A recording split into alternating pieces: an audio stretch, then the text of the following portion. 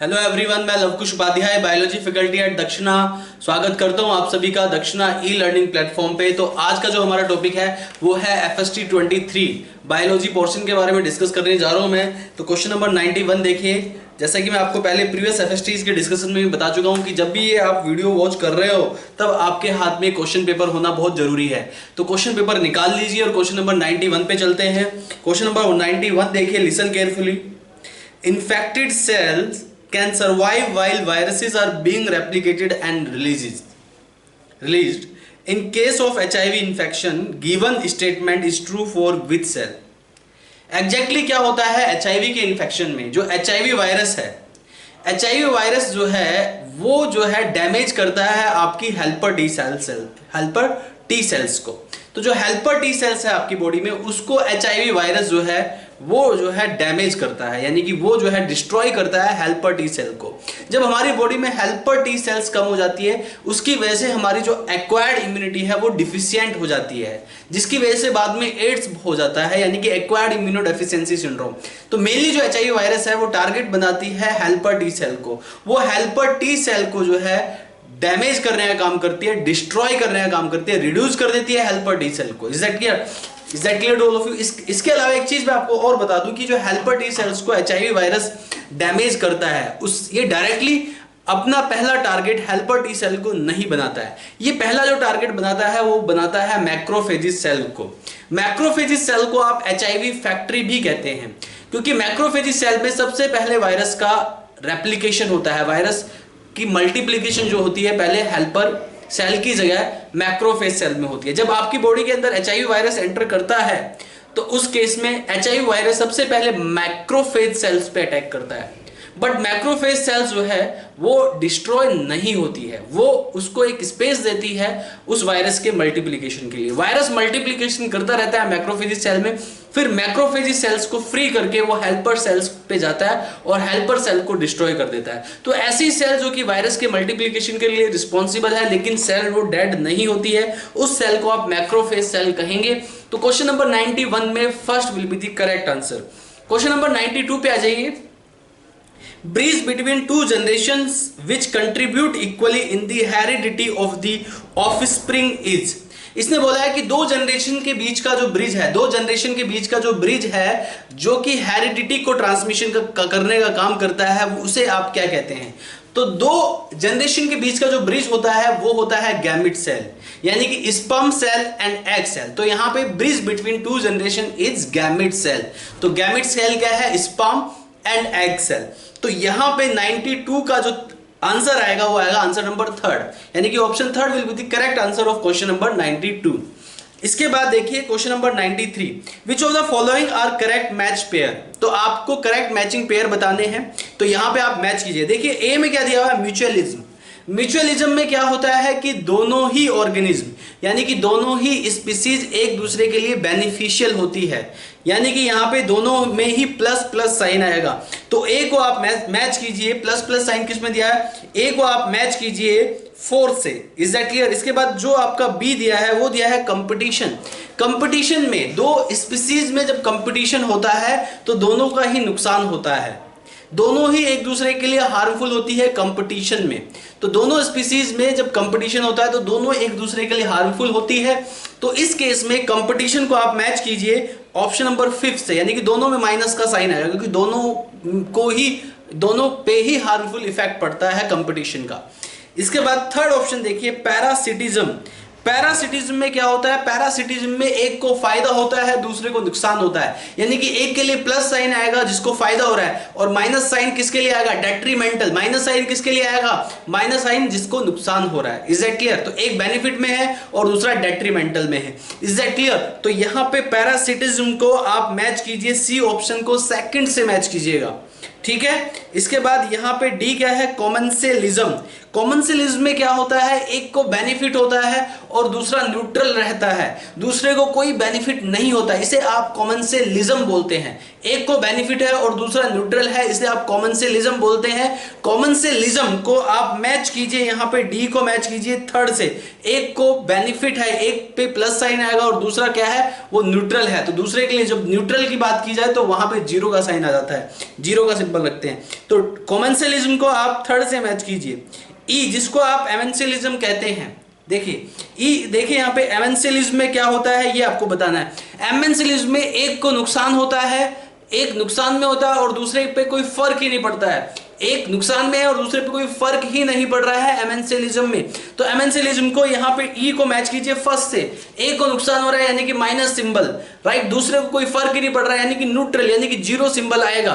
Is that clear to all of you? तो ये आपकी मैचिंग कीजिए। मैचिंग करने के बाद जो करेक्ट आपका ऑप्शन आएगा क्वेश्चन नंबर 93 का fourth option will be the right and correct answer. Is that clear to all of you? इसके बाद क्वेश्चन नंबर 95 पे आ जाइए। क्वेश्चन नंबर 95 में दिया है agranal chloroplast are found in, इसने बोला है कि ए ग्रेनल क्लोरोप्लास्ट किस में पाया जाता है? तो बेटा agranal chloroplast generally C4 plant में पाया जाता है और C4 प्लांट में भी जो शुगर केन प्लांट होता है, शुगर केन प्लांट एक C4 प्लांट है और उस शुगर केन प्लांट में ए ग्रेनल क्लोरोप्लास्ट पाया जाता है। तो यहां पे आपको जो राइट आंसर करना है वो करना है bundle sheath of sugar cane leaves. Sugar cane leaves की जो बंडल सीथ सेल होती है उसमें ए ग्रेनल क्लोरोप्लास्ट होता है। तो क्वेश्चन नंबर 94 को आप 4 के साथ मैच कीजिएगा। इसके बाद क्वेश्चन नंबर 95 देखिए। 95 में क्या है? A pure tall pea plant is cross with pure dwarf pea plant and their progeny is self pollinated.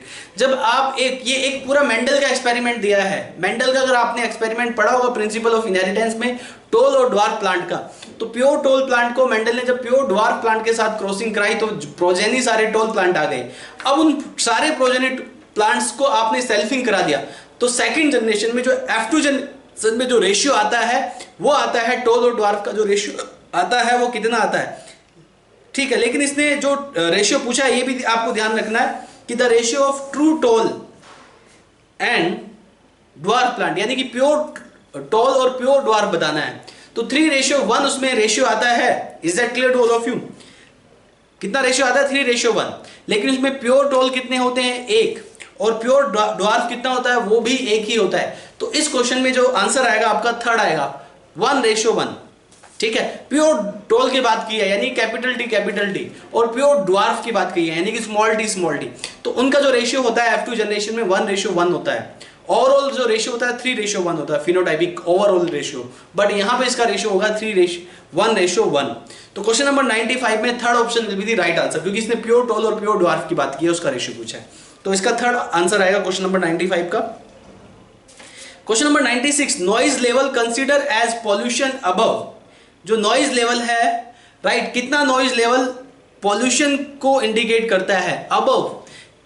बेटा नॉइज पॉल्यूशन जो है, अगर साउंड जो है 80 डेसिबल से ज्यादा हो जाता है that indicate noise pollution. 80 decibel तक का जो साउंड होता है वो नॉइज पॉल्यूशन में नहीं आता, लेकिन अगर साउंड 80 डेसिबल से ज्यादा हो जाता है तो वो नॉइज पॉल्यूशन में आता है। तो यहां पे जो नॉइज पॉल्यूशन का आंसर हुआ क्वेश्चन नंबर 96 का second will be the right answer और करेक्ट आंसर। क्वेश्चन नंबर 97 देखिए, primary function of myelin sheath around vertebrate axon is 2। इसमें बताना है आपको जो यहां पे जो प्राइमरी फंक्शन है माइलिन शीथ का वो बताना है।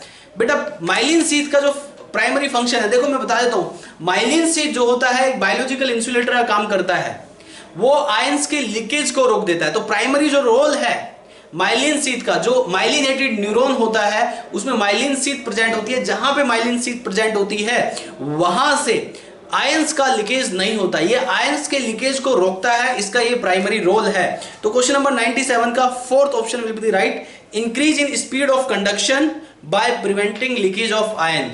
ये स्पीड ऑफ कंडक्शन को बढ़ा देता है। अगर आप कंपेयर करते हैं एक माइलिनेटेड न्यूरॉन में और दूसरे नॉन माइलिनेटेड न्यूरॉन में, तो सबसे ज्यादा स्पीड से जो कंडक्शन होता है वो माइलिनेटेड न्यूरॉन से होता है, राइट, नॉन माइलिनेटेड न्यूरॉन से नहीं होता है। और वहां पे माइलिनेटेड न्यूरॉन जो है माइलिन शीथ वहां पे प्रेजेंट होती है और माइलिन शीथ जो है वो प्रिवेंट करती है लीकेज ऑफ आयंस को, इसलिए वहां पे कंडक्शन जो होता है वो स्पीड से होता है। Is that clear to all of you? तो इस क्वेश्चन का 97 का जो क्वेश्चन का करेक्ट आंसर आएगा वो option number 4 will be the correct answer of question number 97। Question number 100 पे आ जाइए। इंटेस्टिनल परफोरेशन एंड डेथ में occur in severe cases of which disease, right, ये भी एनसीईआरटी का डायरेक्ट स्टेटमेंट है ह्यूमन हेल्थ एंड डिजीज का। Intestinal perforation and death जो होता है वो किसके सीवियर केस में होता है? ये होता है टाइफाइड के सीवियर केस में। टाइफाइड आपने एक बीमारी सुनी होगी, टाइफाइड का सीरियस केस जो होता है उसमें इंटेस्टिनल परफोरेशन की वजह से डेथ हो जाती है इन case of severe case. Is that clear? तो यहां पे क्वेश्चन नंबर 100 का second option will be the right answer. Question number 101 देखिए, इसने बोला है बॉक्वेट स्टेज इज ऑब्जर्व्ड इन। यहां पे प्रोफेज 1 की मियोसिस में जो प्रोफेज 1 होता है, प्रोफेज 1 की 4 स्टेज लिखी हुई है, leptotene, zygotene, diplotene and pachytene, 4 options में। इन चारों ऑप्शन में से आपको बताना है कि बॉक्वेट स्टेज किस में प्रेजेंट होती है। ठीक है, तो ये आपको बताना है। तो बेटा ये जो बॉक्वेट स्टेज होती है, मैं आपको क्लियर कर देता हूं। ये जो बॉक्वेट स्टेज प्रेजेंट होती है, इस क्वेश्चन का आंसर आएगा लेप्टोटीन स्टेज। मैं आपको बॉक्वेट स्टेज समझा देता हूं। एग्जैक्टली क्या है, ये प्रोफेज 1 स्टेज है। प्रोफेज 1 स्टेज में जो पहली स्टेज होती है वो होती है लेप्टोटीन। यहां पे सेंट्रियोल अभी ज्यादा पास दूर नहीं जाते हैं, ये अर्लियर फेज है प्रोफेज 1 की, जिसको आप लेप्टोटीन बोल रहे हैं। इस लेप्टोटीन स्टेज में सेंट्रियोल अभी एक दूसरे के पास ही है, नजदीक है, अभी वो अपोजिट पोल पे नहीं गए हैं, क्योंकि ये सबसे फर्स्ट स्टेज है। इस स्टेज में क्या होता है, जो क्रोमेटिन मटेरियल होते हैं वो कंडेंस हो जाते हैं और क्रोमोसोम जो है वो जो है अपीयर होना स्टार्ट हो जाते हैं। और ये जो क्रोमोसोम है, दी एंड्स, देखिए ये आपको दिखाई दे रहे हैं, ये आपको क्रोमोसोम दिखाई दे रहे हैं। और यहाँ पे क्रोमोसोम का जो एंड है, the end of the chromosome lie toward the centriole at the one side of the nucleus. देखिए ये क्रोमोसोम है, क्रोमोसोम की दूसरी साइड के एंड्स जो है फ्री हैं। एक साइड के जो एंड्स है क्रोमोसोम के वो सेंट्रियोल की तरफ लाई कर रहे हैं। If the ends of the chromosome lie toward the centriole at the one side of the nucleus is called Bocquet stage। तो ये Bocquet stage है और ये Bocquet stage किसका कैरेक्टरिस्टिक्स है? This Bocquet stage is the characteristics of leptotin। ये zygotene का character नहीं है, पैकेटीन का कैरेक्टर नहीं है, डिप्लोटीन का भी कैरेक्टर नहीं है। ये जो है कैरेक्टर है लेप्टोटीन का। किसका? लेप्टोटीन का एक कैरेक्टर है। इसके बाद क्वेश्चन नंबर 102 पे आ जाइए। The term biomagnification refers to the. इसमें पूछा है क्वेश्चन नंबर 102 में बायोमैग्निफिकेशन जो टर्म है वो किस चीज को रेफर करता है, ये आपको बताना है। The term biomagnification refers to the which, यानी कि किसको वो रेफर करता है, ये आपको बताना है। बायोमैग्निफिकेशन का सिंपल मतलब होता है, आपने देखा होगा जो डीडीटी वगैरह होता है, राइट, या कुछ पेस्टिसाइड्स होते हैं, इंसेक्टिसाइड्स होते हैं, जिनको इरिगेशन के टाइम पे खेतों में इस्तेमाल किया जाता है। ठीक है, तो डीडीटी जैसे पेस्टिसाइड जो है या डीडीटी जैसे इंसेक्टिसाइड्स जो हैं वो क्या करते हैं, जो खेतों में हार्मफुल पेस्ट होते हैं जो कि आपकी क्रॉप प्रोडक्शन को घटा देते हैं, उनको जो है किल करने का काम करता है। लेकिन इसका एक साइड इफेक्ट भी है। इसका एक इफेक्ट ये है कि डीडीटी जो है इरिगेशन के टाइम पे वाटर से अगर रिवर के कांटेक्ट में जाता है, रिवर से फिर ओशियन तक ये सप्लाई हो जाता है। एक बात और होती है, ये ऐसे पॉल्यूटेंट होते हैं कि इनको मेटाबोलाइज नहीं किया जा सकता। लिविंग सिस्टम में कोई ऑर्गेनिज्म ऐसा नहीं है जो कि इनको मेटाबोलाइज कर सके। अगर ये पॉल्यूटेंट किसी की बॉडी के अंदर जाएंगे तो मेटाबोलाइज नहीं हो पाएंगे और उनका जैसे जैसे सक्सेसिव ट्रॉफिक लेवल में एक ऑर्गेनिज्म को दूसरा ऑर्गेनिज्म फीड करेगा, दूसरे को तीसरा ऑर्गेनिज्म फीड करेगा, और जैसे ही ऑर्गेनिज्म एक दूसरे को फीड करते हैं तो ये मेटाबोलाइज होते नहीं है और हायर ट्रॉफिक लेवल पे जाके एक्युमुलेट हो जाते हैं। तो बायोमैग्निफिकेशन का सिंपल सा मतलब है increase the pollutant level, increase the concentration of toxicant up to the successive trophic level, increase the concentration of toxicant up to the successive trophic level, this is called biomagnification। इसको आप biomagnification कहते हैं। तो यहां पे biomagnification की बात कर रहा है वो, तो बायोमैग्निफिकेशन का मतलब होता है कंसंट्रेशन बढ़ना। बायो मतलब लिविंग बींग्स पे, यानी कि जो सबसे टॉप पे बैठा है ऑर्गेनिज्म, राइट, जो सबसे टॉप पे बैठा है फूड चेन में, उसके अंदर इस केमिकल की, इस पॉल्यूटेंट की कंसंट्रेशन बढ़ जाएगी। तो यहां पे the term biomagnification refers to the increase in the concentration of non biodegradable pollutants. तो ये नॉन डिग्रेडेबल है, मैंने बोला मेटाबोलाइज नहीं होता है। ऐसे पॉल्यूटेंट जो मेटाबोलाइज नहीं होते उनको नॉन डिग्रेडेबल पॉल्यूटेंट कहते हैं। तो नॉन डिग्रेडेबल पॉल्यूटेंट की जो कॉन्सेंट्रेशन है वो बढ़ती जाती है फूड चेन में। जैसे जैसे ऊपर वाले ट्रॉफिक लेवल पे जाएंगे आप, वैसे वैसे कॉन्सेंट्रेशन बढ़ेगी। इसे आप बायोमैग्निफिकेशन कहते हैं। तो क्वेश्चन नंबर 102 का fourth option will be the right answer. अब आ जाइए क्वेश्चन नंबर 103 पे। इसने बोला है most abundant type of configuration of protein is. यहां पे पूछा है सबसे अबंडेंट टाइप की कॉन्फ़िगरेशन क्या है प्रोटीन की। आपने पढ़े होंगे प्रोटीन के स्ट्रक्चर। प्रोटीन का स्ट्रक्चर प्राइमरी होता है, सेकेंडरी होता है, टर्सरी स्ट्रक्चर होता है, क्वाटरनरी स्ट्रक्चर होता है। तो यहां पे पूछा है कि सबसे ज्यादा इन चारों टाइप के स्ट्रक्चर में से सबसे ज्यादा कौन सी कॉन्फ़िगरेशन होती है। तो मैं आपको बता दूं, सबसे ज्यादा जो कॉन्फ़िगरेशन होती है प्रोटीन्स के स्ट्रक्चर में वो होता है tertiary structure. A majority of enzymes are made up of tertiary structure.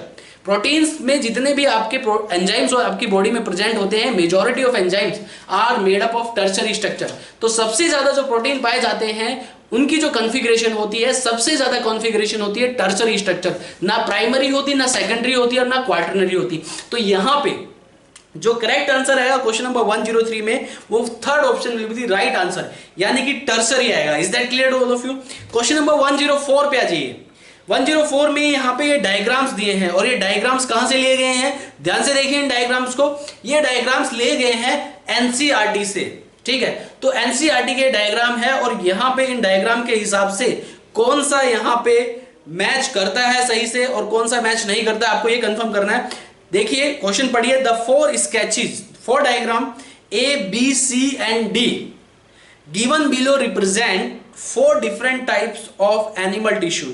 ये 4 टाइप के एनिमल टिश्यू है, ठीक है। Which one of these is correctly identified, इसमें से कौन सा करेक्टली आइडेंटिफाइड किया गया है in the option given along with its correct location and function. इसमें से कौन सा ऐसा टिश्यू है जो इसकी करेक्ट लोकेशन और इसके करेक्ट फंक्शन को बताता है, ये आपको कंफर्म करना है। तो इसमें फर्स्ट सेकंड थर्ड ऑप्शन छोड़ दीजिए, बिल्कुल गलत दिया है। डी ऑप्शन पढ़िए।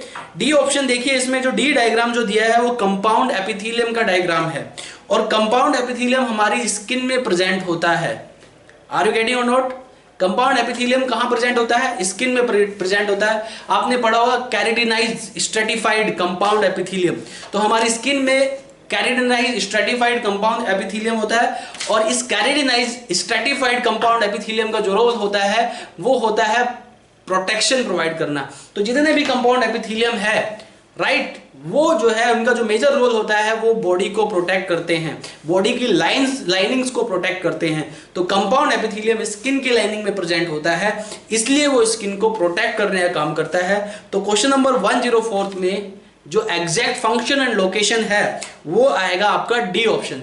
तो डी ऑप्शन जो है वो यहाँ पे राइट आंसर होगा।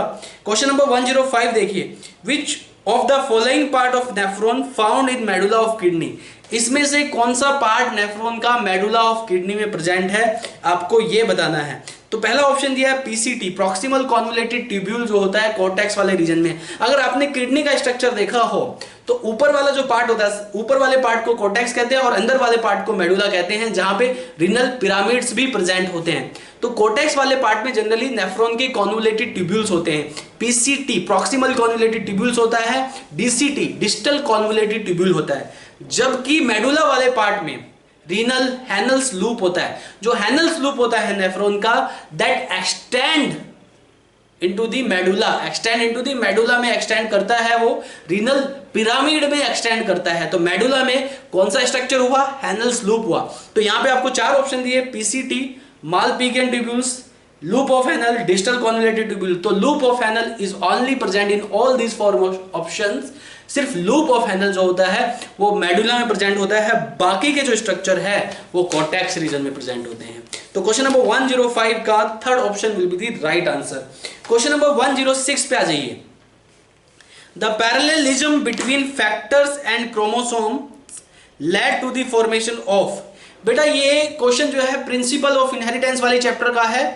इसने बोला है कि जो पैरेललिज्म होता है फैक्टर्स और क्रोमोसोम के बीच में, मेंडल ने अपना लॉ दिया, लॉ ऑफ डोमिनेंस, और उसमें उसने फैक्टर्स के बारे में बताया कि factors always occur in pair. Factors में जो हेटेरोजाइगस कंडीशन होती है, एक डोमिनेंट होता है, दूसरा रिसेसिव होता है, और जितने भी ट्रेड्स होते हैं, all contrasting characters are governed by factors. तो ये सारे जो पॉइंट्स दिए मेंडल ने लॉ ऑफ डोमिनेंस में दिए। उसके बाद 2 साइंटिस्ट, जिसका एक का नाम था वॉल्टर सटन एंड दूसरे का नाम था थियोडोर बोवरी। तो Walter Sutton and Theodore Boveri ने क्या काम किया? Walter Sutton and Theodore Boveri ने जो है यहाँ पे क्रोमोसोमल थ्योरी ऑफ इनहेरिटेंस को प्रपोज किया, जो कि पैरेललिज्म को दिखाती है बिटवीन फैक्टर्स एंड क्रोमोसोम के बीच में। जैसे कि chromosomes always occur in pair, factors always occur in pair.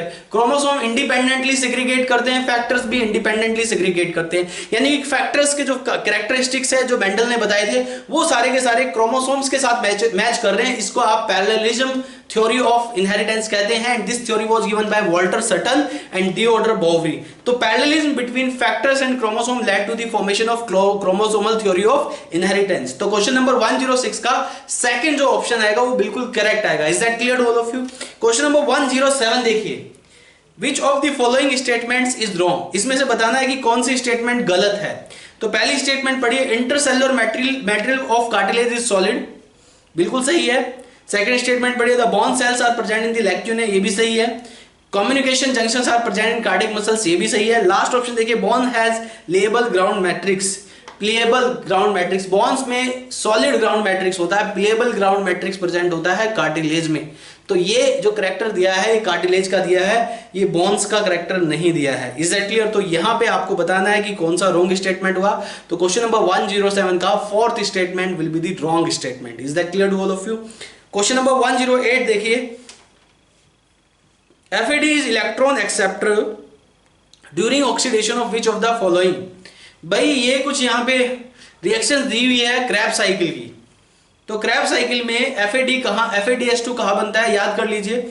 जब सक्सिनिक एसिड को आप फ्यूमेरिक एसिड में कन्वर्ट करते हैं उस टाइम पे FADS2 बनता है। यानी कि FAD वहां पे इलेक्ट्रॉन एक्सेप्टर का काम करता है और FADS2 बनाता है। Is that clear to all of you? तो FADS2 जो बन रहा है वो सक्सिनिक एसिड जब फ्यूमेरिक एसिड में कन्वर्ट होता है, इसके लिए आपको क्रैब साइकिल याद करनी पड़ेगी। जब सक्सिनिक एसिड फ्यूमेरिक एसिड में कन्वर्ट होता है तब जो है वहां पे FAD एक इलेक्ट्रॉन एक्सेप्टर का काम करता है। तो 108 का second option will be the right answer. Question number 109 पे आ जाइए, when the margins of sepals and petals overlap one another without any particular direction. You know, एक सेपल या एक पेटल का मार्जिन दूसरी सेपल दूसरे पेटल के मार्जिन को टच करता है, वो भी एक पर्टिकुलर डायरेक्शन में नहीं करता है। तो इस टाइप के एस्टिवेशन को आप इम्ब्रिकेट एस्टिवेशन कहते हैं। और इम्ब्रिकेट एस्टिवेशन के दो एग्जांपल्स दिए एनसीईआरटी में। एनसीईआरटी से बाहर एग्जांपल्स पढ़ने की जरूरत ही नहीं है आपको मॉर्फोलॉजी में, ठीक है। तो यहां पे एनसीईआरटी से बाहर नहीं पढ़ने एग्जांपल मॉर्फोलॉजी में। तो ये एनसीईआरटी का एग्जांपल दिया है, इसके दो एग्जांपल है इम्ब्रिकेट एस्टिवेशन के, याद रखना, केसिया एंड गुलमोहर, या कुछ लोग सेसिया भी बोलते हैं बट मैं केसिया बोलता हूं। केसिया एंड गुलमोहर, केसिया एंड गुलमोहर इम्ब्रिकेट एस्टिवेशन के एग्जांपल दिए हैं एनसीईआरटी में। अब देखते हैं केसिया एंड गुलमोहर में से कौन सा एग्जांपल यहां पे मैच कर रहा है। देखिए यहां पे फर्स्ट ऑप्शन देखिए, गुलमोहर मैच कर रहा है, cotton mustard China rose match नहीं कर रहा है। केसिया और गुलमोहर दो आंसर याद करने हैं आपको, दो एग्जांपल्स याद करने हैं आपको इम्ब्रिकेट एस्टिवेशन में। तो उसमें से एक गुलमोहर दिया हुआ है, तो 109 का first option will be the right answer. Question number 110 देखिए, the origin of root hairs and lateral roots. Root hair का जो ओरिजिन होता है वो एक्सोजीनस होता है, जबकि लेटरल रूट्स का जो ओरिजिन होता है वो एंडोजीनस होता है। तो इसमें first option will be the right answer. तो 110 में the origin of root hairs and lateral roots exogenous and endogenous respectively, ठीक है। तो ओरिजिन जो होता है रूट हेयर्स का वो एक्सोजीनस होता है और लेटरल रूट्स का जो ओरिजिन होता है वो एंडोजीनस होता है। तो यहां पे जो है आपका 110 का first option will be the right answer. Question number 111 देखिए, A plant has first given far red light and after some time red light is also given to it at night and flowering occurs in it, then that plant is, कौन सा plant होगा बेटा? यहाँ पे mainly far red और उसके बाद red light दी गई है। तो यहाँ पे डे के टाइम पे फार रेड लाइट दी गई है तो फार रेड लाइट ही ज्यादा होगी। अगर फार रेड लाइट से ज्यादा दी जाती है तो फार रेड लाइट से ज्यादा किस में रिक्वायर्ड होती है? ये रिक्वायर्ड होती है LDP यानी कि लॉन्ग डे प्लांट में। इसको लिख लेना आप, लॉन्ग डे प्लांट में फार रेड लाइट ज्यादा चाहिए होती है, जबकि शॉर्ट डे प्लांट में रिएक्शन अपोजिट होती है, ठीक है। शॉर्ट डे प्लांट में रेड लाइट ज्यादा चाहिए होती है। This is for short day plant यानी कि SDP। तो इसको लिख लीजिएगा। तो ये लॉन्ग डे प्लांट इसमें राइट आंसर आएगा इस क्वेश्चन का। तो क्वेश्चन नंबर 111 का second option will be the right answer. Question number 112 देखिए, मॉट मतलब multiple ovulation embryo transfer technology is method for the hybridization of cattle की हाइब्रिडाइजेशन को बनाने के लिए, कैटल्स का हार्ड प्रोडक्शन इंप्रूव करने के लिए प्रोडक्शन को इम्प्रूव करने के लिए ये यहाँ पे आर्टिफिशियल ब्रीडिंग प्रोग्राम्स हैं, ठीक है, जिसमें कि आर्टिफिशियल इंसेमिनेशन आता है, multiple ovulation embryo transfer technology आती है। तो मल्टीपल एम्ब्रियो ट्रांसफर टेक्नोलॉजी में क्या किया जाता है कि जैसे ही एम्ब्रियो 8 to 12 ब्लास्टोमेर स्टेज में आता है, वैसे ही वहाँ से सेपरेट करके डिफरेंट काउज में जाके उसको इम्प्लांट कर दिया जाता है। तो multiple ovulation embryo transfer technology है, तो इसमें हाइब्रिडाइजेशन ऑफ कैटल आएगा। ये हाइब्रिडाइजेशन ऑफ कैटल के लिए किया जाता है। तो क्वेश्चन नंबर 112 में second option will be the right answer. Question number 113 देखिए, इसमें लेबलिंग करनी है आपको। तो पहली लेबलिंग देखिए, नंबर 1 आएगा इसमें, देखो डायग्राम देखिए क्वेश्चन पेपर में। तो पहली लेबलिंग पे आएगा क्रोमेटिड, ये क्रोमेटिड का स्ट्रक्चर दिया है। दूसरी लेबलिंग पे आएगा सेंट्रियोल, ये सेंट्रियोल का स्ट्रक्चर दिया है, दोनों एंड्स पे हैं, अपोजिट एंड्स पे। तीसरी जो आएगी, जो पूरा कंप्लीट स्ट्रक्चर है, क्रोमोसोम का है, सॉरी तीसरी में सेंट्रोमियर आएगा, चौथे में क्रोमोसोम आएगा, थर्ड में सेंट्रोमियर आएगा और चौथे में क्रोमोसोम आएगा। मैच कर लीजिए उस हिसाब से। तो 113 का first option will be the right answer. Question number 114 पे आ जाइए। Which of the following structures are not include in external genitalia of female. इसमें से कौन सा structure external genitalia of female में नहीं आता है। तो ये सारे स्ट्रक्चर पढ़िए। पहला है मॉन्स पबीज, दूसरा है लेबिया मेजोरा। मॉन्स पबीज एक्सटर्नल जेनिटिलिया में आता है, लेबिया मेजोरा भी एक्सटर्नल जेनिटिलिया में आता है, हाइमन भी एक्सटर्नल जेनिटिलिया में आता है, क्लाइटोरिस भी एक्सटर्नल जेनिटिलिया में ही आता है, सर्विक्स एक्सटर्नल जेनिटिलिया में नहीं आता, फैलोपियन ट्यूब एक्सटर्नल जेनिटिलिया में नहीं आता। तो ए बी सी डी ये 4 एक्सटर्नल जेनिटिलिया में आता है, लेकिन ई एंड एफ ये दोनों एक्सटर्नल जेनिटिलिया में नहीं आते हैं। तो यहाँ पे जो आंसर होगा 114 का वो सेकंड आएगा, E and F. E cervix दिया है, एफ फैलोपियन ट्यूब दिया है। ये फीमेल रिप्रोडक्टिव ऑर्गन्स के पार्ट हैं, बट एक्सटर्नल जेनिटिलिया के पार्ट नहीं है। तो याद रहे ये। तो 114 का second option will be the correct answer. Question number 115 देखिए। Which one of the following is the correct matching of the events occurring during menstrual cycle? menstrual cycle के टाइम पे इसमें से कौन से इवेंट्स होते हैं, आपको राइट मैचिंग बतानी है, करेक्ट मैचिंग बतानी है इसमें कि कौन सा इवेंट सही मैच दिया हुआ है। तो पहला इवेंट देखिए, मेंस्ट्रुएशन ब्रेकडाउन ऑफ मायोमेट्रियम, बिल्कुल गलत है। मेंस्ट्रुअल जो फ्लो होता है वो ब्रेकडाउन ऑफ एंडोमेट्रियम की वजह से होता है। एंडोमेट्रियल चेंजेस देखे जाते हैं मेंस्ट्रुअल फ्लो के टाइम पे। तो यहाँ पे फर्स्ट बिल्कुल इनकरेक्ट स्टेटमेंट है। सेकंड देखिए, प्रोलिफरेटिव फेज, प्रोलिफरेटिव फेज में एस्ट्रोजन ग्रेजुअली इंक्रीज होता है, ना कि डिक्रीज। जैसे जैसे फॉलिकुलर ग्रोथ टेक प्लेस करती है, प्रोलिफरेटिव फेज में फॉलिकुलर ग्रोथ टेक प्लेस करती है, और at the time of the follicular growth right formation, तो follicular growth formation take place करती है, तो उस टाइम पे जो है एस्ट्रोजन का लेवल ग्रेजुअली बढ़ता है, ना कि डिक्रीज होता है। तो ये स्टेटमेंट भी यहाँ पे बिल्कुल गलत स्टेटमेंट दी है।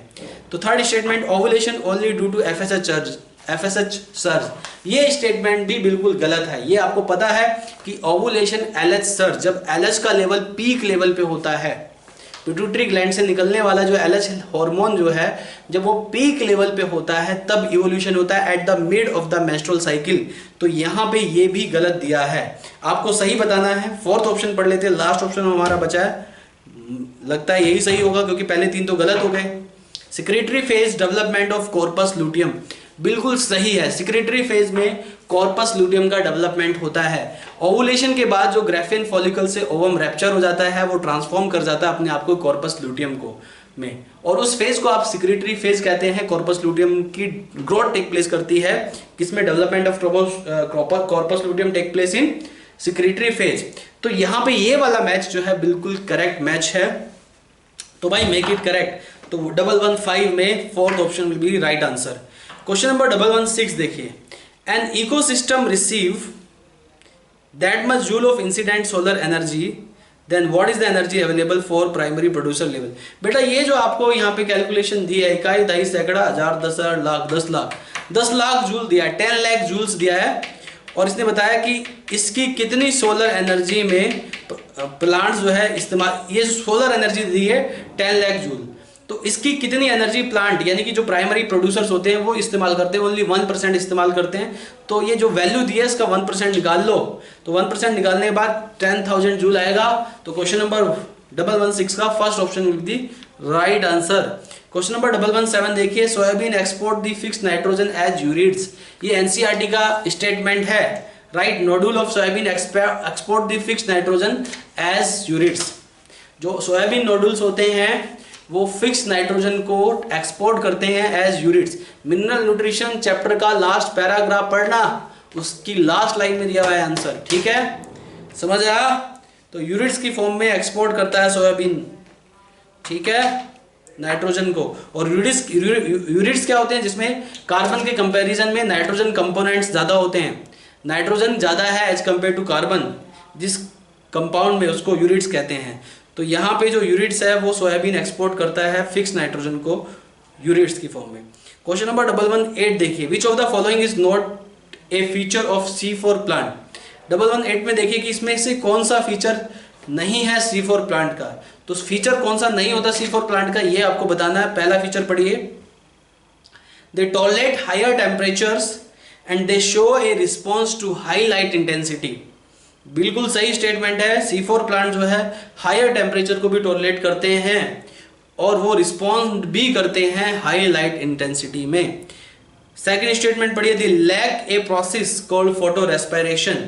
ये स्टेटमेंट भी सही है, ठीक है, इनमें फोटो रेस्पिरेशन नहीं होता है। थर्ड स्टेटमेंट पढ़िए, they have greater productivity of biomass. ये स्टेटमेंट भी सही है, इनमें बायोमास की जो प्रोडक्टिविटी होती है as compare to C3 plant, C4 plants में बायोमास ज़्यादा प्रोड्यूस होता है। तो तीनों स्टेटमेंट सही है, लेकिन आपको not a feature of C4 plant, यानी कि जो स्टेटमेंट सही नहीं है C4 प्लांट के लिए वो आपको बताना है। तो लास्ट स्टेटमेंट पढ़िए, they show C3 cycle in mesophyll cell. ये स्टेटमेंट बिल्कुल गलत है, ठीक है। C3 साइकिल जो टेक प्लेस करती है C4 प्लांट में वो बंडल सीथ में टेक प्लेस करती है, मेसोफिल में टेक प्लेस नहीं करती है। So this is not the feature of C4 plant, ये C4 प्लांट का फीचर नहीं है। तो 118 का fourth will be right answer. Question number 119 पे आ जाइए, which of the following contraceptive devices make the uterus unsuitable for implantation and the cervix hostile to the sperms. ठीक है, इसमें आपको बताना है कि कौन सी डिवाइस, यहाँ पे 4 डिवाइस दी हैं, इन चारों में से कौन सी डिवाइस ऐसी है जो यूटेरस को अनसुटेबल बनाती है for implantation and cervix hostile to the sperm, और सर्विक्स को स्पर्म्स के लिए हॉस्टाइल बनाती है। तो निम 76 पहले ऑप्शन में दिया, निम 76 ये एक स्पर्मिसाइडल क्रीम है और स्पर्मिसाइडल क्रीम स्पर्म को किल करने का काम करती है। इसका ये फंक्शन नहीं है कि ये यूटेरस को इम्प्लांटेशन के लिए अनसुटेबल बनाए या फिर सर्विक्स को हॉस्टाइल बनाए स्पर्म के लिए। तो ये गलत दिया है, ये मतलब ये नहीं होगा। LNG-20 हार्मोन रिलीजिंग डिवाइस होती हैं LNG-20, और इनका जो काम मेंशन दिया है स्टेटमेंट में, ये यूटेरस को अनसुटेबल बनाती है फॉर इम्प्लांटेशन। इसके अलावा सर्विक्स को हॉस्टाइल बनाती है टू द स्पर्म। ये इसका रोल है LNG-20 का। तो ये बिल्कुल सही है, किसके लिए? LNG-20 के लिए। तो 119 में second option will be the right answer. Question number 3, इसका स्टेटमेंट नंबर 3 पढ़ो, लिपेज लूप। लिपेज लूप एक तरह का इनर्ट होता है, इसका मैकेनिज्म कोई क्लियर नहीं है अभी तक। लिपेज लूप कॉन्ट्रासेप्टिव डिवाइस है, लेकिन इसका क्या मैकेनिज्म है ये अभी तक इतना क्लियर नहीं है, ठीक है। फोर्थ ऑप्शन भी पढ़ लेते हैं, मल्टी लोड 375। कॉपर टी का एग्जांपल है मल्टी लोड 375, और कॉपर टी का काम क्या होता है? Suppress the sperm motility, sperm को की मोटिलिटी को रोक देता है। क्वेश्चन नंबर 120 पढ़िए, how many structure in the list given below have 22 plus X chromosome. इसने बोला है 22 प्लस एक्स, ये हैप्लॉइड कंडीशन है। हैप्लॉइड कंडीशन कौन कौन सी सेल में होती है आपको ये बताना है। हैप्लॉइड कंडीशन पोलर बॉडी में होती है, जो ऑप्शन में दिए हुए हैं वो देखो आप, पोलर बॉडी में होती है, उगोनिया डिप्लॉयड होती है, प्राइमरी यूसाइड भी डिप्लॉयड होती है, ओवम होता है, सेकेंडरी यूसाइड होती है। ये कंडीशन इन तीनों में होती है। तो इसने यही पूछा है कि इन तीनों में से ये जो ऑप्शन दिए हैं यहाँ पे, इन सब में से राइट 22 प्लस एक्स वाली कंडीशन किस किस में है।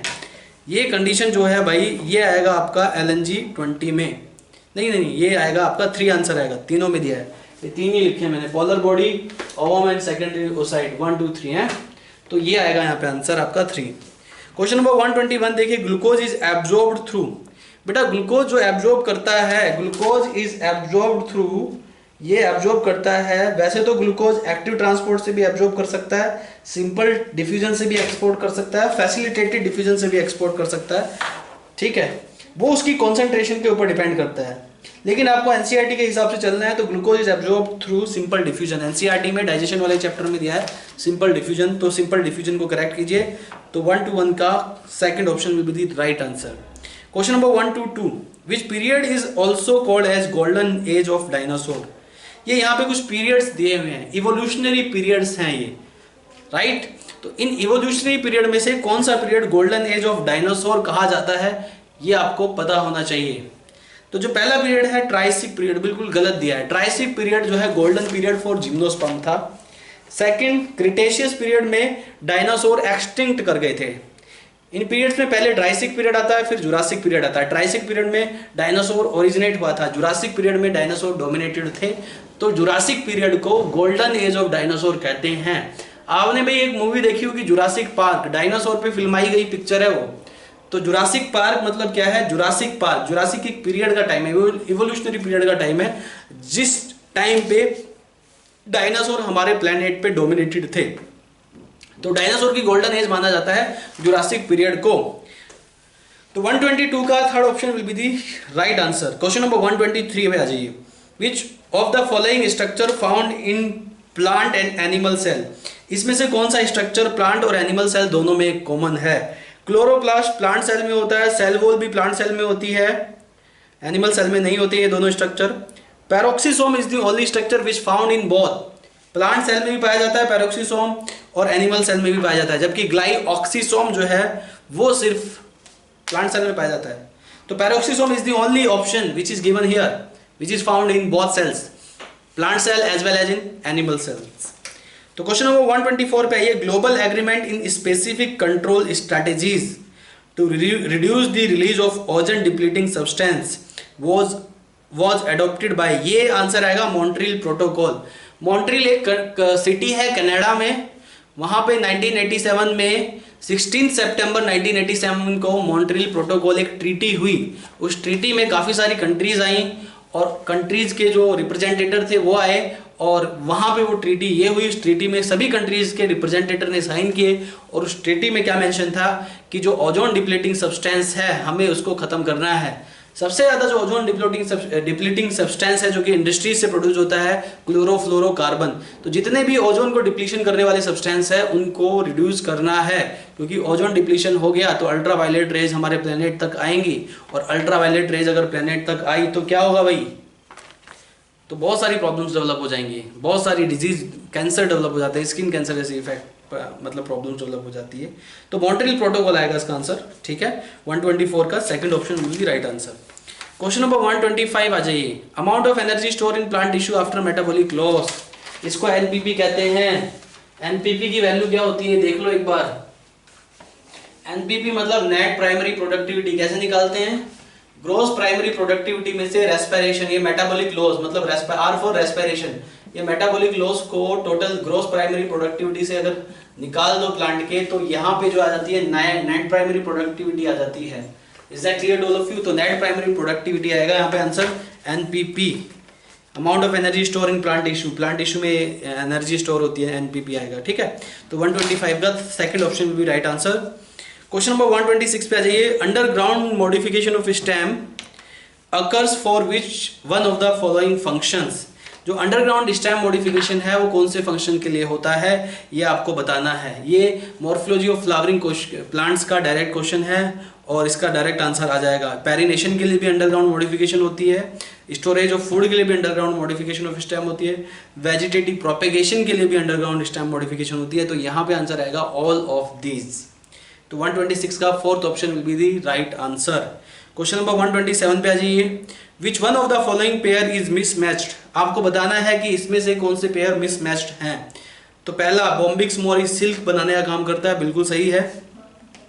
दूसरा पाइला ग्लोबोसा पर्ल, नहीं, पिंक टेडा जो होता है वो पर्ल फॉर्मेशन करता है, पाइला पर्ल फॉर्मेशन नहीं करता है, तो ये गलत हो जाएगा। मिसमैच पूछा है तो यही कर दो आप answer, second option will be the right answer. Third में क्या है, एपिक्स इंडिका, हाँ हनी बी का नाम होता है, हनी प्रोडक्शन करने का काम करता है, ये सही है। फोर्थ टैकार्डिया लेका, लेक इंसेक्ट का नाम है ये, ठीक है, और ये भी सही है। तो यहाँ पे मिसमैच बताना, तो मिसमैच सेकंड ऑप्शन है तो 127 का second option will be the right answer. Question number 128, material of the nucleus is stain by, nucleus का जो मटेरियल है उसको बेसिक डाई से स्टेन किया जाता है। एनसीईआरटी का क्वेश्चन है, एनसीईआरटी का ये आंसर हो गया। तो बेसिक डाई, ठीक है। तो क्वेश्चन नंबर 128 में third option will be the right answer. Question number 129 पे आ जाइए। If for some reason the vasa efferentia in the human reproductive system get block, the gametes will not be transported from testis to epididymis. भाई testis में, ठीक है, testis से जो sperm निकलते हैं सबसे पहले वासा एफरेंशिया में जाते हैं, राइट। टेस्टिस में सेमिनिफेरस ट्यूब्यूल्स होते हैं, सेमिनिफेरस ट्यूब्यूल्स जो होती हैं वो ट्यूबुला इरेक्टी के अंदर ओपन होती है। ट्यूबुला इरेक्टी जो है रिटे टेस्टिस में ओपन होती है, रिटे टेस्टिस वासा एफरेंशिया में ओपन होती है। उसके बाद वासा एफरेंशिया से के बाद जो आपका आता है एपिडाइडमिस आता है ना। तो एपिडाइडमिस जो होता है उसके बाद वास डिफरेंस आता है। इस तरीके से मतलब ये पैसेज है स्पर्म के ट्रांसपोर्ट का, ठीक है। तो टेस्टिस से एपिडाइडमिस में नहीं जाएगा ना, टेस्टिस और एपिडाइडमिस के बीच में क्या कनेक्शन है, वासा एफरेंशिया है। और वासा एफरेंशिया को आपने ब्लॉक कर दिया तो टेस्टिस से एपिडाइडमिस में स्पर्म का ट्रांसपोर्ट होगा ही नहीं, ठीक है। तो क्वेश्चन नंबर 129 का first option will be the right answer. Question number 130 पे आ जाइए। Volume of air a person can inspire और एक्सपायर पर मिनट इज। इसने पूछा है कि वॉल्यूम ऑफ एयर एक पर्सन इंस्पायर करता है या फिर एक्सपायर करता है, ठीक है। उस वॉल्यूम को आप टाइडल वॉल्यूम कहते हैं। So the volume of air, ठीक है, विच एक्सपायर और इंस्पायर बाय ए पर्सन, ठीक है, उसे आप टाइडल वॉल्यूम कहते हैं। और वो जो वॉल्यूम है एनसीईआरटी में दी हुई है 6000 से 8000 ml पर मिनट। अगर वन टाइम की बात करें तो अप्रॉक्सीमेटली 500 ml पर मिनट होता है, बट यहाँ पे पर मिनट की बात की है तो थर्ड आंसर आएगा भाई 6000 टू 8000 मिलीलीटर पर मिनट होता है, टाइडल वॉल्यूम का आंसर है ये। तो क्वेश्चन नंबर 130 का third answer will be the right option, third option will be the right answer. उसके बाद some stages in the hydrarch are labelled as, कुछ स्टेजेस हैं हाइड्रार्क सक्सेशन की। तो हाइड्रार्क सक्सेशन की जो स्टेजेस हैं वो मैं आपको लिखा देता हूँ, फिर मैच करके देखते हैं। तो जो पहली स्टेज होती है हाइड्रार्क सक्सेशन की वो होती है फाइटोप्लैंक्टन्स। पहली स्टेज फाइटोप्लैंक्टन होती है।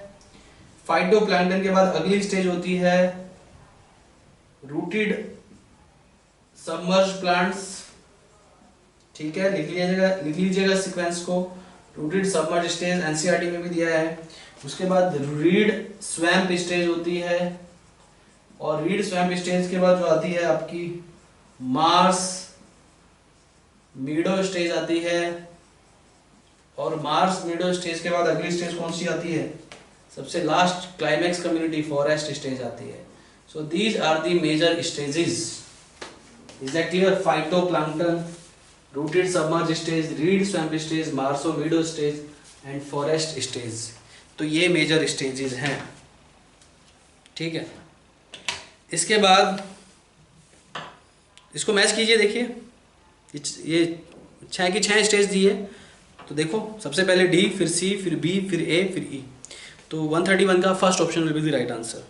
क्वेश्चन नंबर 132 पे आ जाइए। Thorns, spines and prickles work as in plants. Thorns, spines and prickles जो है प्लांट्स में वर्क करते हैं एज डिफेंसिव ऑर्गन। तो डिफेंसिव ऑर्गन की तरह काम करते हैं ये स्ट्रक्चर। तो 132 में fourth option will be the right answer. Question number 133 पे आ जाइए। ऑल मैमल्स हैव 7 सर्वाइकल वर्टेब्री, ठीक है, जितने भी मैमल्स होते हैं सभी में 7 सर्वाइकल वर्टेब्री प्रेजेंट होती है। तो 133 का first option will be the right answer. Question number 134 पे the classical example of adaptive radiation, Darwin finches and marsupial of Australia, दोनों ही एडेप्टिव रेडिएशन का एग्जांपल है। तो थर्ड आंसर आएगा बोथ 1 और 2। एनसीईआरटी का क्वेश्चन है, एनसीईआरटी का आंसर है बिल्कुल। Darwin finches and marsupial of Australia दोनों ही एडेप्टिव रेडिएशन के एग्जांपल्स दिए हैं, एनसीईआरटी में भी दिया हुआ है। तो ये दोनों ही आंसर आएंगे, यानी कि third statement will be the right statement of question number 134। इसके बाद चलते हैं क्वेश्चन नंबर 135 पे। The filament of myofibril contain 2F actins, ठीक है। मायोफिब्रिल का एक फिलामेंट, मायोफिब्रिल का जो फिलामेंट होते हैं मेजर फिलामेंट एक्टिन और मायोसिन कहते हैं। और एक्टिन के जो फिलामेंट्स होते हैं वो उसमें 2F एक्टिन होते हैं, यानी कि 2 फिलामेंटस एक्टिन होते हैं। इसके अलावा 2 अदर प्रोटीन्स भी होते हैं। पहले में फिल कीजिए ट्रोपोनिन और दूसरे में ट्रोपोमाइसिन। एक्टिन का स्ट्रक्चर देखना आप, थिन मायोफिलामेंट का स्ट्रक्चर, उसमें दो फिलामेंटस एक्टिन होता है, एक ट्रोपोनिन होता है और दूसरा ट्रोपोमायोसिन होता है, ठीक है, एक्टिन के अलावा। तो यहाँ पे जो आंसर आएगा 135 में second option will be the right answer. उसके बाद देखते हैं question number 136, so listen carefully. इसके बाद देखिए question number 136, among the following neutral amino acids are. NCERT का डायरेक्ट क्वेश्चन है, एनसीईआरटी के एग्जांपल्स है ग्लाइसिन एंड एलेनिन। एलेनिन जो है वो न्यूट्रल अमीनो एसिड होता है, तो 136 का first option will be the right answer. Question number 137, each trophic level has a certain mass of living organic material at a particular time called as standing crop. This is also the NCERT question. मतलब each trophic level, हर trophic level पे कुछ biomass होता है, certain biomass at each trophic level that you call standing crop. So this is the right answer, right? तो 137 में first option will be the right answer. Question number 138, a small pit on retina of the eye which contains only cons is called. ये बात कर रहा है fovea centralis की, और macula लुटिया कहते हैं। तो वहाँ मैकुला लुटिया में एक स्मॉलर पिट होती है जहाँ पे कॉन सेल्स कॉन्सेंट्रेटेड अमाउंट में प्रेजेंट होती है, और यहाँ पे शार्पेस्ट इमेज बनती है रेटिना पे। तो fovea centralis will be the right answer of question number 138 का second option will B correct. Question number 139, osmosis involves. Osmosis में क्या इन्वॉल्व है ये आपको बताना है। ऑस्मोसिस में इन्वॉल्व होता है diffusion of water from its higher concentration to its lower concentration. तो हायर कॉन्सेंट्रेशन से लोअर कॉन्सेंट्रेशन की तरफ वाटर जो है वो मूव करता है, इसको ऑस्मोसिस कहते हैं। तो 139 का third option will be the right answer. Question number 140, 70S type of ribosomes are absent in. 70S type के राइबोसोम की बात कर रहे हैं, माइटोकॉन्ड्रिया में होता है, क्लोरोप्लास्ट में भी होता है, बैक्टीरिया में भी होता है, रफ एंडोप्लाज्मिक रेटिकुलम में 80S राइबोसोम होता है यूकैरियोटिक सेल में। तो यहाँ पे जिसमें नहीं है ये बताना है, तो एब्सेंट इन RER यानी कि रफ एंडोप्लाज्मिक रेटिकुलम, यानी क्वेश्चन नंबर 140 का आंसर जो आएगा वो third will be the right answer. Is that clear? Question number 141 देखिए, when only one allele of a pair is present the condition is called hemizygous। अगर allele में से allele pair, factors always occur in pair, allele always occur in pair, but कुछ allele ऐसी होती है जो pair में नहीं होती, सिंगल रहती है हमेशा, तो ऐसी एलील को हेमीजाइगस कहेंगे। और ऐसा देखा जाता है मेल में वाई क्रोमोसोम के लिए, वाई क्रोमोसोम सिंगल होता है, तो उस पर प्रेजेंट होने वाले जितने भी एलील्स हैं वो हेमीजाइगस हैं, तो हेमीजाइगस कंडीशन आएगा। तो 141 का second option will be right answer. Question number 142 देखिए, ये कुछ डायग्राम्स पिक्चर्स दिए हुए हैं और ये एनसीईआरटी की पिक्चर्स हैं। फ्लावरिंग ब्रांच ऑफ दतूरा, देखिए ये जो स्ट्रक्चर दिया है 1 में ओपियम पॉपी का स्ट्रक्चर है, तो ये गलत है, मिसमैच देखना है आपको। केमिकल स्ट्रक्चर ऑफ मॉर्फिन, ये मॉर्फिन का स्ट्रक्चर नहीं है, एनसीईआरटी में मॉर्फिन का स्ट्रक्चर ऐसा नहीं है, देखना। थर्ड देखिए, लीव्स ऑफ कैनिबिस सैटाइवा, ये बिल्कुल सही है, थर्ड वाला जो है वो बिल्कुल सही है, लीव्स ऑफ कैनिबिस सैटाइवा, ये ऑप्शन सही है, तो यही आएगा, ठीक है। तो आपको इसमें मैच करना है करेक्टली ना। तो देखिए इसके बाद फोर्थ, ओपियम पॉपी, ठीक है, ओपियम पॉपी नहीं है, ये दतूरे का प्लांट है, ठीक है। तो यहाँ पे जो मैच कर रहा है थर्ड मैच कर रहा है, देखिए क्वेश्चन पेपर में देखिएगा आप, तो थर्ड जो है वो सही मैच कर रहा है, बाकी गलत मैच कर रहे हैं। क्वेश्चन नंबर 143 पे आइए। If you are asked to classify the various algae into distinct groups, which of the following character you should choose? Right? इसने बोला कि अगर आपको एल्गी को क्लासीफाई करना हो तो इसमें से कौन से कैरेक्टर आप चूज करेंगे। तो एल्गी को क्लासीफाई जो किया जाता है on the basis of type of pigment, जैसे red algae, green algae, brown algae, तो उसमें जिस कलर का पिगमेंट होता है उसी हिसाब से उसको कैटेगराइज किया हुआ है। तो इसमें बाकी ऑप्शन पढ़ने की आपको जरूरत नहीं है, फोर्थ ऑप्शन को देख लो, वो डायरेक्ट आंसर हो जाएगा आपका, पिगमेंट्स प्रेजेंट इन सेल्स, जिसके बेस पे आप जो है एल्गी को कैटेगराइज क्लासिफाइड कर सकते हैं। क्वेश्चन नंबर 144 पे आइए। According to 5 kingdom system of classification, Chlamydomonas, Chlorella, Euglena, amoeba and paramecium are placed in which kingdom. ये जितने भी हैं सारे के सारे एग्जाम्पल यूनिसेलुलर यूकैरियोट्स के हैं, और यूनिसेलुलर यूकैरियोट्स को 5 किंगडम क्लासिफिकेशन में प्रोटिस्टा में कैटेगराइज किया जाता है। तो क्वेश्चन नंबर 144 का second option will be the right answer. Question number 145 पे आ जाइए। Core of cilium is called as axoneme. Core of cilia and flagella की जो कोर होती है उसको एक्सोनिम कहा जाता है, और एक्सोनिम का स्ट्रक्चर भी दिया हुआ है एनसीईआरटी में, आप पढ़ना सेल वाले चैप्टर में। तो 145 का third option will be the right answer. Question number 146, which of the following tissue provide mechanical support to the growing parts of the plant such as young stem and petiole of leaf? आपको बताना है, ये आपको यहाँ पे 4 tissues दिए हैं, आपको बताना है कि कौन सा टिश्यू मैकेनिकल सपोर्ट प्रोवाइड करता है प्लांट्स में, पेटियोल को खासकर या उसके अदर पार्ट्स को। तो ये बिल्कुल एनसीईआरटी का स्टेटमेंट है and this is the statement of collenchyma tissue. तो यहाँ पे क्वेश्चन नंबर 146 में third option will be the right answer.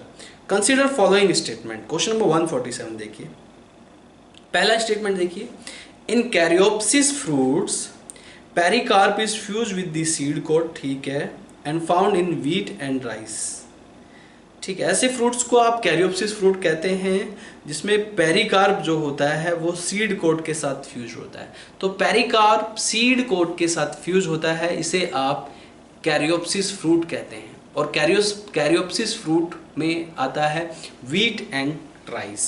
तो ये स्टेटमेंट सही है। Second statement, litchi is a nut fruit, बिल्कुल सही है। विच इज इंडिहाइसेंट फ्रूट, हाँ ये इंडिहाइसेंट फ्रूट होता है, इंडिहाइसेंट फ्रूट का टाइप है nut fruit. In which fleshy aril is edible, और इसमें एरिल एडिबल होता है, ये स्टेटमेंट भी बिल्कुल सही है। यानी कि दोनों स्टेटमेंट सही है। तो which one of the statements given above are correct, both 1 and 2। Both 1 and 2 किसमें दिया है, थर्ड ऑप्शन में बोथ 1 and 2 दिया है। तो क्वेश्चन नंबर 147 में third option will be the right answer. Question number 148 पे आ जाइए। In pollen bank pollen grains are stored at, pollen bank में पोलन ग्रेन स्टोर होते हैं -196 डिग्री सेल्सियस टेम्परेचर पे लिक्विड नाइट्रोजन में। तो 148 का third option is correct answer. Question number 149, which of the following is not a correct statement for a non-competitive irreversible inhibition of enzymes? इसमें से बताना है कौन सा करेक्ट स्टेटमेंट नहीं है, ठीक है। Vmax is decrease, non competitive में क्या होता है कि जो इनिबिटर होता है वो जरूरी नहीं है एक्टिव साइट के साथ बाइंड हो, वो कहीं पे भी बाइंड हो सकता है। एलोस्टेरिक मॉड्यूलेशन देखा जाता है उसमें, ठीक है। और Vmax is decreased, इसमें बताना कौन सा करेक्ट स्टेटमेंट नहीं है। तो Vmax तो घटती है, जी हाँ।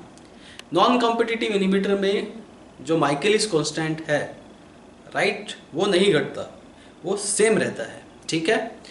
और Vmax वेलोसिटी जो होती है वो घट जाती है, बिल्कुल सही दिया है, जबकि कॉम्पिटिटिव में ये अपोजिट हो जाता है। तो ये स्टेटमेंट सही है। Km यानी कि माइकेलिस कांस्टेंट रिमेन सेम, बिल्कुल सही स्टेटमेंट है। ESI यानी कि enzyme substrate inhibitor complex is formed, yes. इसमें ऐसा भी हो सकता है कि सबस्ट्रेट, क्योंकि एक्टिव साइट पे तो बाइंड करता नहीं है नॉन कॉम्पिटिटिव इनिबिटर, तो ऐसा हो सकता है कि ये अपोजिट साइड पे बाइंड करे, किसी भी साइड पे बाइंड कर जाए एंजाइम की, और उधर से सबस्ट्रेट भी आके बाइंड हो गया, तो एंजाइम सबस्ट्रेट कॉम्प्लेक्स के साथ भी जाके बाइंड कर सकता है। तो ये ESI कॉम्प्लेक्स बना सकता है, जो कि कॉम्पिटिटिव इनिबिटर में पॉसिबल नहीं है। तो ये स्टेटमेंट भी सही है। फोर्थ स्टेटमेंट देखिए, inhibitor action can be overcome by increase, ये बिल्कुल गलत है। अगर non competitive inhibitor small concentration में भी है तब भी वो एंजाइम को ब्लॉक कर देगा। अब चाहे आप कितना ही उसमें सबस्ट्रेट को सप्लाई करते रहें, वो रिएक्शन होने ही नहीं है। तो ये स्टेटमेंट यहाँ पे 149 का फोर्थ आंसर आएगा, और इसने गलत पूछा है तो 149 में फोर्थ स्टेटमेंट इज रॉन्ग। 150 पे आइए, the point mutation A to G। देखो यहाँ पे, ये मैं बोर्ड पे कराता हूँ आपको, ध्यान दो, लिसन केयरफुली। देखिए, इसने A to G की बात की है, इसने किसकी बात की है, A to G की बात की है भाई, ध्यान दो।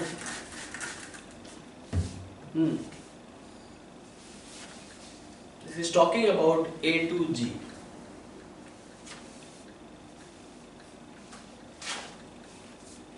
ये A to G की बात कर रहा है, किसकी, A to G की। तो A to G ये साफ नहीं दिख रहा होगा भैया आपको, ध्यान दो। A to G की बात करता है भाई ये, ठीक है। हमारे को पहले बोर्ड गीले कपड़े से साफ करना पड़ता है, फिर सूखे कपड़े से साफ करते हैं। गीले कपड़े से साफ करते हैं तो गीला हो जाता है, फिर वो दिखता नहीं है।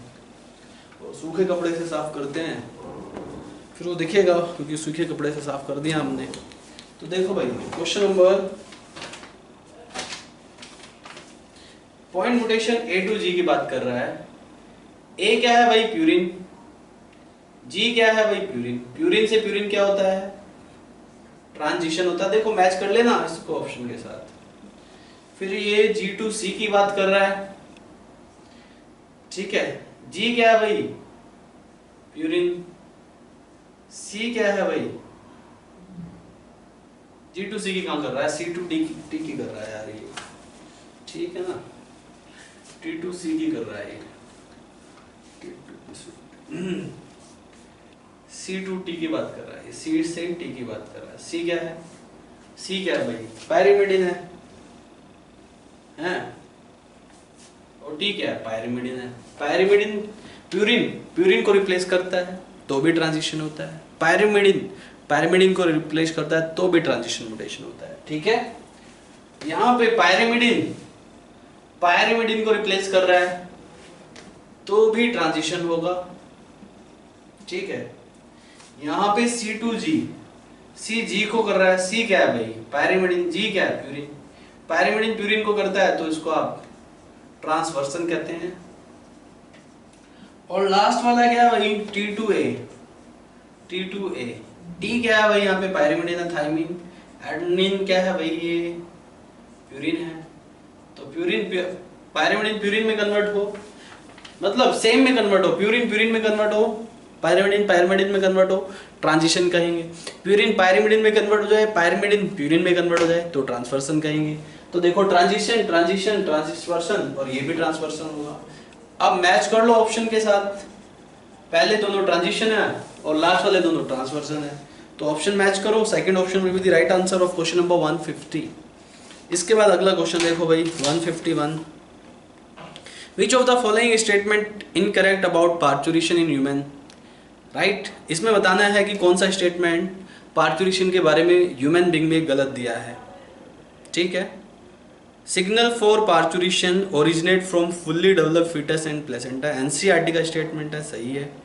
It is a complex, second option देखो, it is a complex neuro endocrine mechanism, ये भी सही है। न्यूरल सिस्टम एंडोक्राइन सिस्टम दोनों ही इसको कंट्रोल करते हैं। Third, oxytocin induces myometrium contraction, ये भी सही है। ऑक्सीटोसिन जो है मायोमेट्रियम के कॉन्ट्रैक्शन को इंड्यूस करता है। Fourth option, decrease in estrogen and progesterone ratio, ये गलत है। प्रोजेस्टेरोन और एस्ट्रोजन रेशियो घटेगा भाई। एस्ट्रोजन प्रोजेस्टेरोन रेशियो जब घटता है तभी तो डिलीवरी होगी चाइल्ड की। अगर एस्ट्रोजन और प्रोजेस्टेरोन मेंटेन रहेंगे भाई तो डिलीवरी कैसे पॉसिबल होगी? तो फोर्थ स्टेटमेंट गलत हो गया 151 का। 152 देखो, major conduit for energy flow in tropical rain forest. Tropical rain forest में जो मेजर कॉन्ड्यूट है इसको आग बंद करके लगा देना, detritus food chain. Detritus food chain major conduit of energy होता है ट्रॉपिकल रेन फॉरेस्ट में।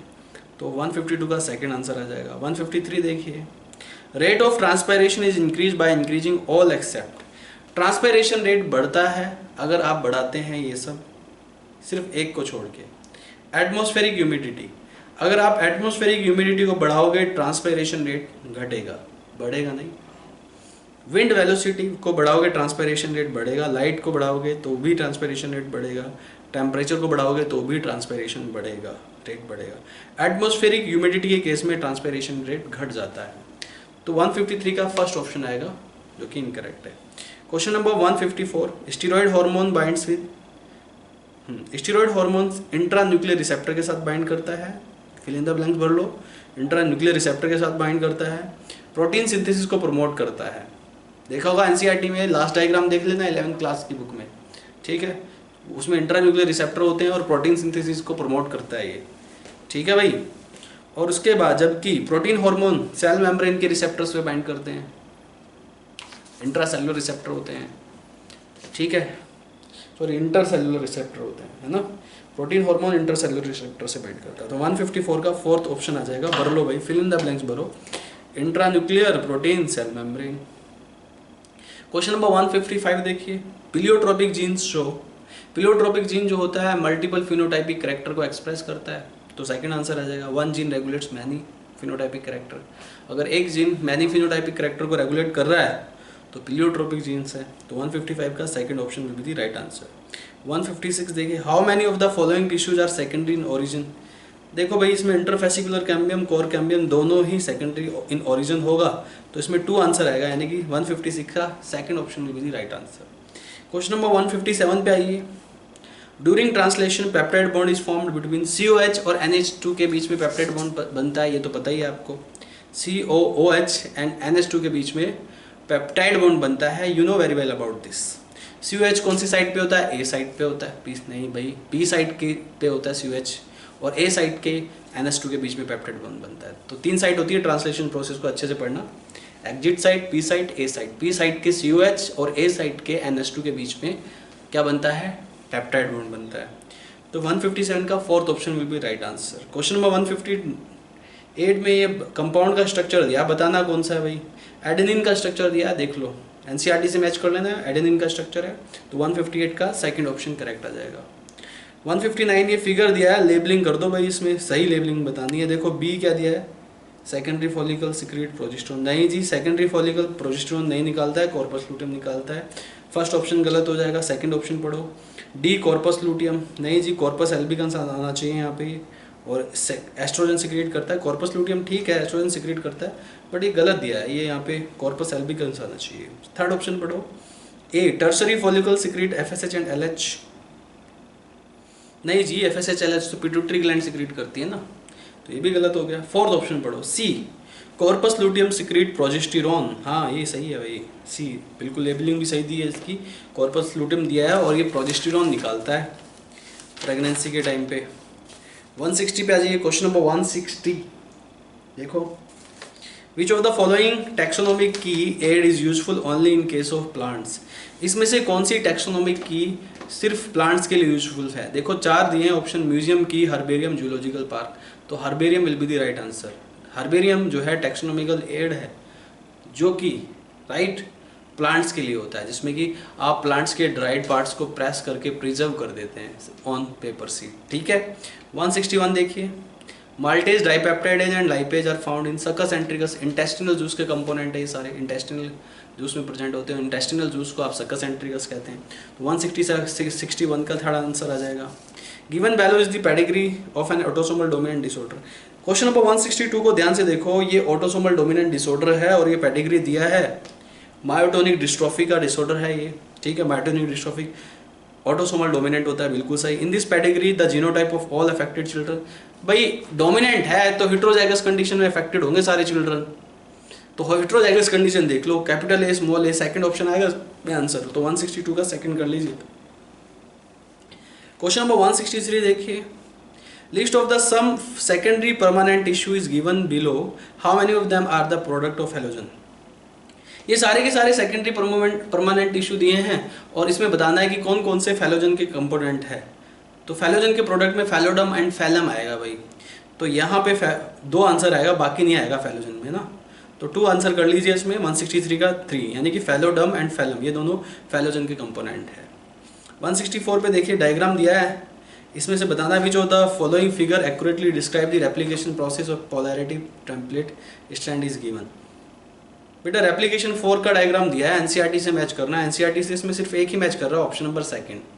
ठीक है, तो 164 का सेकंड ऑप्शन आ जाएगा। क्वेश्चन नंबर 165 पे आइए, expansion of distributional range of inferior species due to removal of superior species is called, इसको कम्पिटिटिव रिलीज कहते हैं। सुपीरियर स्पीसीज के चले जाने से इंफीरियर स्पीसीज का एक्सपेंशन हो जाता है। एक हैबिटेट में अगर सुपीरियर स्पीसीज सर्वाइव कर रही हैं और इंफीरियर स्पीसीज सर्वाइव कर रही हैं, तो अगर सुपीरियर स्पीसीज चली जाएगी तो इंफीरियर स्पीसीज का एक्सपेंशन हो जाएगा। इसको कहेंगे कम्पिटिटिव रिलीज, क्योंकि कंपटीशन नहीं हो रहा ना, तो that's why called it competitive release. 166 virus free plant can be develop from, virus free plant जो है वो मेरिस्टेम कल्चर से डेवलप होता है, ध्यान रखिएगा, क्योंकि मेरिस्टेम जो होता है वो वायरस फ्री होता है और मेरिस्टेम कल्चर से वायरस फ्री प्लांट डेवलप होता है। क्वेश्चन नंबर 167 पे आ जाइए, which bryophytes is used as fuel and packing material. इसमें से कौन सा ब्रायोफाइट्स यूज होता है पैकिंग मटेरियल के लिए, तो इसमें आंसर आएगा स्फैग्नम। स्फैग्नम जो है पैकिंग मटेरियल के लिए इस्तेमाल किया जाता है, ऐसा ब्रायोफाइट्स है। ठीक है, तो यहाँ पे 167 का फोर्थ आंसर आएगा। क्वेश्चन नंबर 168 पे आइए। Gills in apple snails are found. Gills जो होते हैं एप्पल स्नेल में कहाँ पाए जाते हैं? मेंटल कैविटी में पाए जाते हैं गिल्स एप्पल स्नेल की। तो मेंटल कैविटी में गिल्स प्रेजेंट होते हैं in case of apple snail. तो 168 का third option will be right answer. Question number 169, the test tube baby programme employs which one of the following technique. Test tube baby programme में कौन सी technique का इस्तेमाल किया जाता है? ठीक है, टेस्ट ट्यूब बेबी प्रोग्राम में सबसे ज़्यादा जो इस्तेमाल किया जाता है आईयूटी का, इंट्रा यूटेराइन ट्रांसफ़र का इस्तेमाल किया जाता है। किसका? इंट्रा यूटेराइन ट्रांसफ़र का इस्तेमाल किया जाता है। तो यहाँ पे 169 में सेकंड ऑप्शन आ जाएगा। 170 देखिए, find out the correctly match. पहला ऑप्शन ही करेक्ट है भाई। ऑक्सोटॉक्सिन जो है हाइपोथैलेमिक न्यूक्लियाई से निकलता है, ठीक है, और विग्रस कॉन्ट्रैक्शन इन यूटेराइन मसल्स, ये बिल्कुल सही स्टेटमेंट दिया है 170 का। ऑक्सीटोसिन जो है हाइपोथैलेमिक न्यूक्लियाई से निकलता है, जो कि यूटेराइन मसल्स को के कॉन्ट्रैक्शन में, हाइपोथैलेमिक हार्मोन है ऑक्सीटोसिन, हाइपोथैलेमिक न्यूक्लियाई से निकलता है, यूटेराइन को मसल्स के विग्रस और स्ट्रॉन्ग कॉन्ट्रैक्शन में हेल्प करता है ऑक्सीटोसिन। ठीक है बेटा, तो ये बिल्कुल सही है। सेकंड भी पढ़ लेते हैं एक बार। मेलेटोनिन पीनियल ग्लैंड से निकलता है, बिल्कुल सही है। इफेक्ट ऑन मेटाबॉलिज्म, ये भी सही है, बट इसमें एक स्टेटमेंट और दिया है, एंड डार्क पिगमेंटेशन नहीं जी। मेलेटोनिन ब्राइट कलर कॉम्प्लेक्शन के लिए रिस्पॉन्सिबल होता है, डार्क पिगमेंटेशन के लिए मेलानिन रिस्पॉन्सिबल होता है। तो यहाँ पे ये गड़बड़ दे दी, यहाँ पे ये गलती है। थर्ड स्टेटमेंट देखिए, कैल्सीटोनिन, थायराइड फॉलिकल से कैल्सीटोनिन नहीं निकलता है, तो गलत हो गया। थायराइड फॉलिकल से थायरोक्सिन निकलता है, ये गलत है भाई। फोर्थ देखो, एल्डोस्टेरिन जोना ग्लोमेरुलोसा, सही है। स्पर्मेटोजेनेसिस नहीं जी, एल्डोस्टेरोन साल्ट रिटेनिंग हार्मोन है, स्पर्मेटोजेनेसिस को टेस्टोस्टेरोन प्रमोट करता है, तो ये गलत हो गया। 170 का first option will be the right answer. इसके बाद क्वेश्चन नंबर 171 पे आइए। Arrangement of year ossicle starting from ear drum. Ear drum के बाद ईयर ओसिकल्स का जो अरेंजमेंट होता है, सबसे पहले मैलियस, फिर इनकस, फिर स्टेप्स, तो मेक इट करेक्ट। तो 171 का second option will be right answer, malleus, incus and step. It will be the actual series of year ossicles की, जो बॉन्स की जो एक्चुअल सीरीज होती है वो यही होती है, malleus, incus and stapes. Question number 172 देखिए, sexual reproduction oogamous type and accompanied by complex post fertilization. भाई oogamous टाइप का जो सेक्सुअल रिप्रोडक्शन होता है सारी एल्गी में, ये सारे एल्गी के एग्जांपल दिए, क्लोरोफाइसी, फियोफाइसी, साइनोफाइसी, रोडोफाइसी। तो रोडोफाइसी में oogamous टाइप का रिप्रोडक्शन होता है, सेक्सुअल रिप्रोडक्शन। एनसीईआरटी का डायरेक्टली देखना भाई, oogamous जो होता है वो रोडोफाइसी का टाइप है, सेक्सुअल रिप्रोडक्शन। ठीक है, तो 172 का फोर्थ ऑप्शन राइट आ जाएगा। क्वेश्चन नंबर 173 पे आइए। What is common between bryophytes and pteridophytes. Bryophytes और टेरिडोफाइट्स में जो कॉमन होता है कि उनके जो गैमेटोफाइट होते हैं वो फ्री लिविंग होते हैं, तो बाकी ऑप्शन पढ़ने की जरूरत ही नहीं है आपको। थर्ड ऑप्शन देखो, gametophyte is free living. Bryophytes और टेरिडोफाइट्स में कॉमन बात क्या है कि उनके जो गैमेटोफाइट्स होते हैं वो फ्री लिविंग होते हैं। Is that clear to all of you? इसके बाद 174 देखो, transverse section of stem of cucurbita can be identified from transverse section of maize stem by the presence of. भाई कुकुरबिटा के स्टेम में कॉन्जॉइंट होते हैं टिश्यू, बाइकोलेटरल होते हैं, ओपल वेस्कुलर बंडल होते हैं। कुकुरबिटा के करेक्टर दिए हैं लास्ट ऑप्शन में, फोर्थ ऑप्शन देखिए, कुकुरबिटा के करेक्टर है conjoint, bicollateral and open vascular bundle. Question number 175 पे, which phase correspond to the interval between the mitosis and initiation of DNA replication. इसमें से कौन सी फेज शो करती है माइटोसिस के बीच में और डीएनए रेप्लिकेशन के बीच में कौन सी फेज आती है? G1 फेज आती है, एनसीईआरटी का डायग्राम देखना, साइकिल दी है। G1 फेज जो है एस फेज और माइटोसिस के बीच में आती है। एग्जैक्टली। इसके बाद 176 देखिए, which type of regeneration is found in planaria. Planaria में बॉडी का एक पार्ट अगर कट जाता है तो एक पीस पूरे प्लेनेरिया को रीजनरेट कर देता है।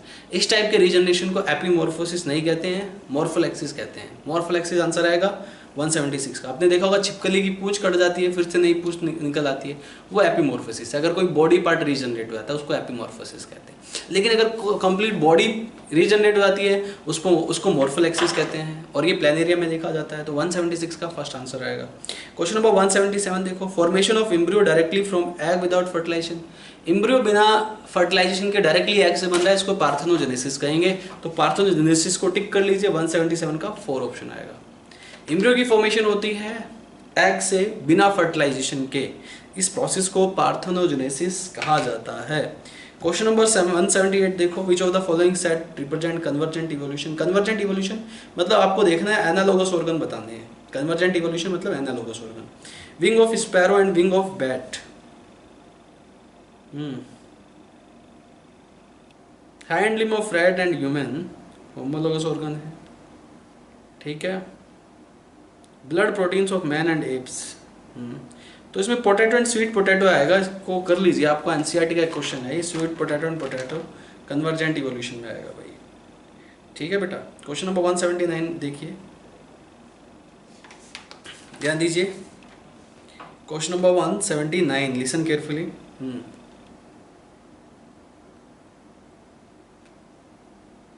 Darwin gave the theory of evolution was based on natural selection. Natural selection theory दी थी डार्विन ने, तो नेचुरल सिलेक्शन देख लीजिए इसमें।